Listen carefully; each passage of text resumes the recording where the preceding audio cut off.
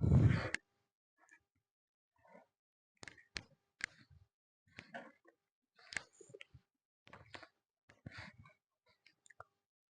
दोस्तों, तो स्वागत है आप सभी का हमारे इस फिर से एक नए वीडियो में। तो जैसा कि हमने इंडियन पॉलिटी की जो हमारी सीरीज जो सीरीज शुरू की है, ठीक है, तो उसमें ये हमारा अगला वीडियो है। तो इस अगले वीडियो में हम देखेंगे। इस अगले वीडियो में बढ़ने से पहले हम आपको बता दें कि हमने जो हमारा इंडियन पॉलिटी है, भारतीय राज्य व्यवस्था है, उसमें हमने यूनिट 5 को शुरू किया है, ठीक है। और यूनिट 5 को जब हमने शुरू किया है, तो यूनिट 5 में हम कौन कौन से मुद्दों को अब तक समझ चुके हैं। तो हमने इसमें प्रश्न काल को समझ लिया है।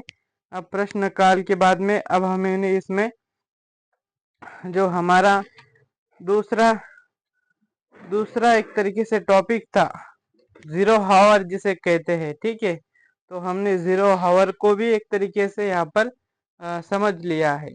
अब हम उसमें ही अब आगे बढ़ रहे हैं। और आगे बढ़ने के बाद हम इसमें क्या देख रहे हैं, तो हम इसमें अब ये समझने की कोशिश कर रहे हैं। तो सबसे पहले तो हमने समझा कि लोकसभा का जो एक तरीके से किस तरीके से उसका कार्यकाल होता है, उसके अध्यक्षों की, उसका जो अध्यक्ष रहता है उसकी क्या जिम्मेदारियां होती है, ठीक है, उसके कर्तव्य क्या होते हैं, उस पर क्या क्या जिम्मेदारी होती है। तो उस पर एक तरीके से ये जिम्मेदारी होती है कि जो भी संसद में जो भी कार्यवाही हो रही है, ठीक है, जो सदस्य जो भी प्रश्न पूछना चाहेंगे, तो उन सदस्यों पर एक तरीके से उसका कंट्रोल रखना है कि जो लोकसभा का जो माहौल है, जो शांति व्यवस्था का जो नियम है लोकसभा का, वो एक तरीके से अच्छे से बना रहे। इसलिए हमने इससे पहले इसमें देखा था कि निष्कर्ष क्या निकला था सर इसका, लोकसभा का जो लोकसभा का ये जो एक तरीके से यहाँ पर पद है अध्यक्ष का, ठीक है, तो उसका जो पद को एक तरीके से संविधान सभा में ही जो हमारे संविधान निर्माते थे, तो उन्होंने उसको एक महत्वपूर्ण पद के रूप में मान लिया था, ठीक है। जैसा कि ऑब्वियसली वो जरूरी भी था। जरूरी क्यों था, तो इसलिए क्योंकि एक तरीके से जिस तरीके से हमारे देश का राष्ट्रपति होता है, उपराष्ट्रपति होता है, और हमारे देश का प्रधानमंत्री होता है, उसी तरह से जो लोकसभा का अध्यक्ष है, ठीक है, जो पीठासीन अधिकारी होता है, वो भी महत्वपूर्ण हो जाता है। तो उसको भी महत्व देने के लिए एक तरीके से क्या किया गया है, तो इस लोकसभा के अध्यक्ष के पद को भी संविधान में वर्णित किया गया है, ठीक है। और चलिए अब हम इसमें और आगे बढ़ रहे हैं। अब हम देखेंगे कि हमने देखा कि लोकसभा का जो लोकसभा अध्यक्ष के संबंध में संविधान सभा का दृष्टिकोण, तो संविधान सभा का क्या दृष्टिकोण है लोकसभा अध्यक्ष के बारे में, उसको ही अब हमें यहाँ पर क्या करना है, तो उसको ही अब हमें यहाँ पर डिस्कस करना है, ठीक है। तो हम सबसे पहले देखते हैं कि अध्यक्ष सभा का प्रतिनिधि है, वो सभा की गरिमा। अब अध्यक्ष जो है, तो वो क्या है, एक तरीके से सभा का प्रतिनिधि है, यानी कि वो उसका नेता है, ठीक है। अध्यक्ष लोकसभा का क्या है, नेता है। वो सभा की गरिमा, और जो सभा की गरिमा है, सभा की स्वतंत्रता का प्रतिनिधित्व करता है, यानी कि सब कुछ करता धरता कौन है, तो लोकसभा का अध्यक्ष है। और इस पद पर ऐसा माना जाता है कि जो निष्पक्ष व्यक्ति है, जो स्वतंत्र व्यक्ति है, जो किसी भी पार्टी की विचारधारा से एक तरीके से किसी भी पार्टी की विचारधारा की ओर झुका ना हो, ऐसा ही योग्य व्यक्ति जो असाधारण हो और वो इस कुर्सी पर बैठना चाहिए, ऐसा एक तरीके से क्या कहा गया है संविधान में उल्लेख है, ठीक है। अब विश्लेषण हमें देखना है। तो हम हमारा आज का टॉपिक है कि विश्लेषण, लोकसभा अध्यक्ष की भूमिका का विश्लेषण करेंगे हम, ठीक है।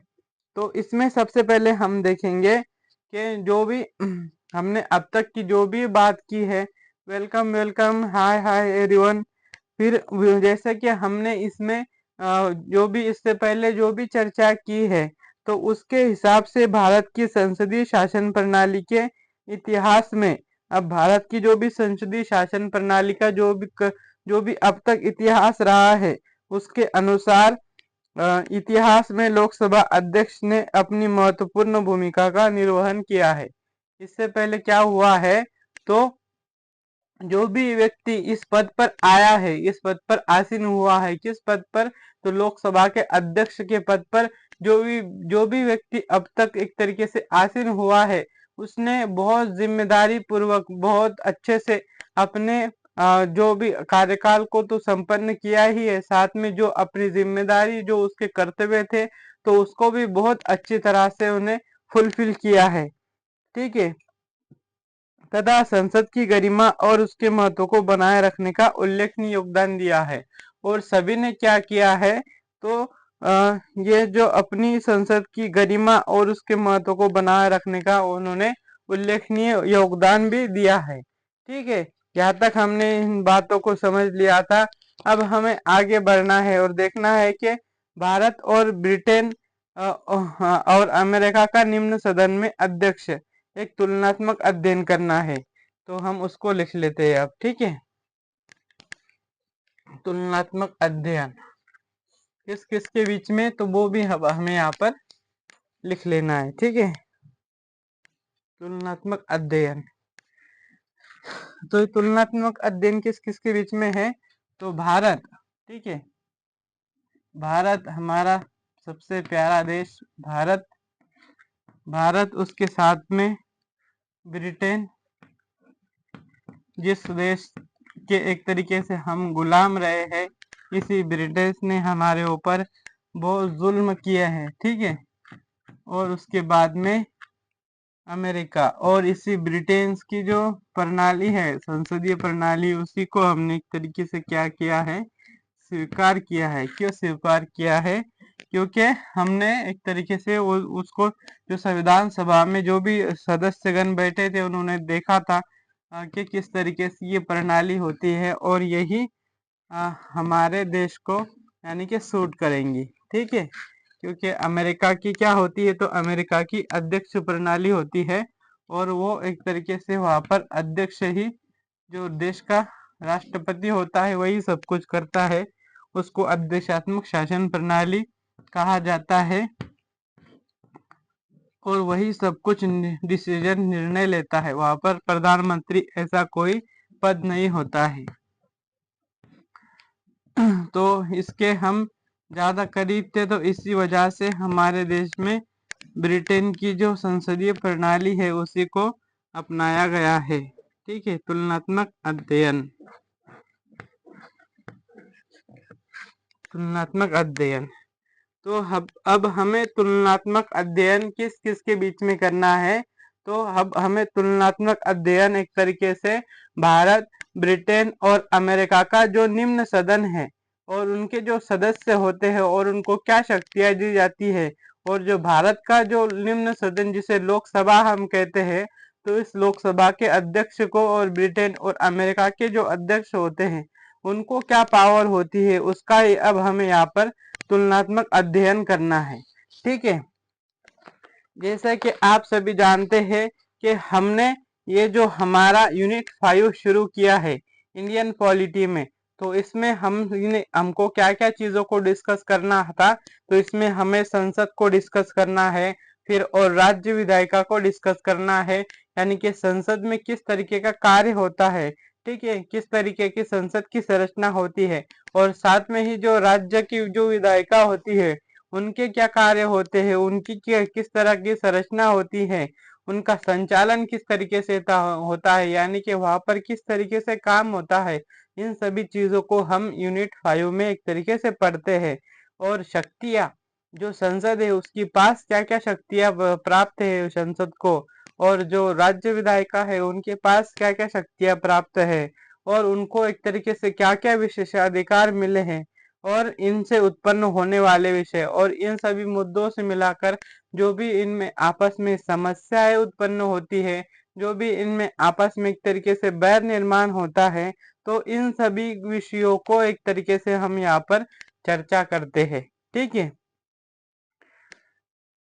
अब हमें देखना है कि भारत की लोकसभा की अध्यक्ष की स्थिति ब्रिटेन और अमेरिका के अध्यक्ष के मध्यवर्ती है। अब यहाँ पर हमें क्या बात समझनी है, तो अब हमें जो भारत का जो लोकसभा का जो अध्यक्ष है उसकी जो स्थिति है, ठीक है, उसकी जो पोजीशन है, उसका जो पद है, उसकी जो पद की जो पावर है, तो वो ब्रिटेन और अमेरिका अध्यक्ष के मध्यवर्ती है। यानी कि ब्रिटेन के जो निम्न निम्न सदन के अध्यक्ष को जितनी पावर है और अमेरिका के अध्यक्ष के मध्यवर्ती जितनी पावर है, तो इन दोनों के बीच में भारत का लोकसभा का अध्यक्ष का क्या होता है, पोजीशन रहता है। ठीक है, इसका कारण है कि भारत में लोकसभा का अध्यक्ष न तो अपना अपना संबंध अपने राजनीतिक दल और दलगत राजनीति से इतना तोड़ लेता है कि ब्रिटेन में संगठन संलग्न रहता है जितना कि अमेरिकी अध्यक्ष। अब इसका कारण क्या है, तो इसके कारण को भी समझ लेते हैं। तो इसका कारण है कि भारत में जो लोकसभा का अध्यक्ष है, तो जो लोकसभा का अध्यक्ष है, तो वो जो लोकसभा का अध्यक्ष तो होता ही है, साथ में वो जिस किसी भी पार्टी से बिलोंग करता है, तो वो उसके साथ भी एक तरीके से संबंध बनाए रखता है, उससे वो पूरी तरह से अलग नहीं हो जाता है। जैसा कि कहाँ पर होता है, तो ब्रिटेन में होता है और अमेरिका में ऐसा नहीं होता है। अमेरिका में अध्यक्ष अलग होता है, ठीक है। अमेरिका में जो अध्यक्ष उस पद पर होता है वो उसके बाद में किसी भी पार्टी से बिलोंग नहीं होता है। उसको जिस भी पार्टी से वो आता है उसके साथ उसको रिश्ता खत्म करना होता है पहले, और उसके बाद में वो उस पद पर आसीन होता है। ठीक है, वस्तुतः ब्रिटेन में व्यवस्था है कि निम्न सदन का अध्यक्ष अपना पद ग्रहण करने के बाद संवैधानिक राजनीतिक दल की सदस्यता को त्याग देता है। अब ब्रिटेन में कैसा है, तो जो भी निम्न सदन का अध्यक्ष बनता है, अब कोई भी व्यक्ति जो निम्न सदन का अध्यक्ष जब जब बनता है ना, तो वो क्या करता है कि अपना जो भी वो दल से आता है, अपने वो जो भी जिस भी राजनीतिक दल से वो आता है, तो वो उससे पूरी तरह से त्याग दे देता है। यानी कि वो पूरी तरह से उस दल को छोड़ देता है। उस दल को क्यों छोड़ देता है, वो इसलिए छोड़ देता है ताकि वो एक तरीके से वो अपने उसको जो भी पद मिला है, तो वो पद को पूरी गरिमा के साथ उसके जो भी कर्तव्य है, जो भी उसके दायित्व है, तो उसको पूरी पूरी निष्ठा से पूरी ईमानदारी के साथ निभा सके। इसलिए वो खुद को अलग कर लेता है, अपने राजनीतिक दल से वो खुद को अलग कर लेता है, ताकि वो अपने जो कर्तव्यों का अच्छे से पूरी निष्ठा के साथ निर्वहन कर सके। ठीक है, जबकि अमेरिका में प्रावधान है कि अध्यक्ष अपने राजनीतिक दल की विचारधारा के अपने अनुरूप अपने दायित्व का निर्वहन करता है। अब अमेरिका में किस तरीके का सिस्टम है, तो अमेरिका में इस तरीके का सिस्टम है कि जो भी निम्न सदन का व्यक्ति होता है, जो भी निम्न सदन का उनका जो अध्यक्ष बनता है, तो वो क्या करता है, वो जो भी डिसीजन लेगा, वो जो भी निर्णय लेगा, तो वो उसके राजनीतिक विचारधारा के अनुसार ही वो सारे निर्णयों को लेता है। ठीक है, भारत में व्यवस्था है कि लोकसभा का अध्यक्ष अपने राजनीतिक दल की सदस्यता तो नहीं त्यागता है। अब भारत में क्या व्यवस्था है कि जो भी अध्यक्ष बनता है, तो वो अपने राजनीतिक दल की सदस्यता तो नहीं छोड़ता। ठीक है, वो अपने राजनीतिक दल की सदस्यता तो नहीं छोड़ता है, लेकिन उससे अपेक्षा की जाती है कि वो अपने पद की शक्तियों का प्रयोग और कर्तव्य का निर्वहन निष्पक्ष रूप से करेगा। लेकिन जो भी लोकसभा का अध्यक्ष होता है, तो उससे क्या अपेक्षा की जाती है, तो उससे ये अपेक्षा की जाती है कि उसको उसके जो भी कर्तव्य है, उसके जो भी दायित्व है, तो वो उसको पूरी निष्ठा पूरी ईमानदारी के साथ उसका निर्वहन करेगा, ऐसी उससे अपेक्षा की जाती है। ठीक है, सबसे पहले हमने क्या देखा, तो सबसे पहले हमको यहाँ पर देखना था कि भारत, ब्रिटेन और अमेरिका में जो निम्न सदन का अध्यक्ष होता है वो किस तरीके से कार्य करते हैं। ठीक है, तो इसमें सबसे पहले हमने ब्रिटेन का देखा। तो ब्रिटेन में कैसा सिस्टम है कि ब्रिटेन में जो भी निम्न सदन का